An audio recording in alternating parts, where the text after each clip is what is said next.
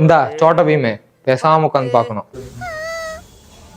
நான் வந்துகிட்டே இருக்கேன். பென்டனா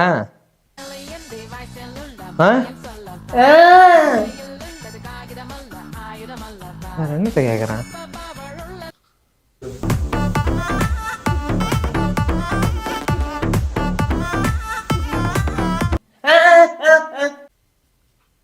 இதுவா?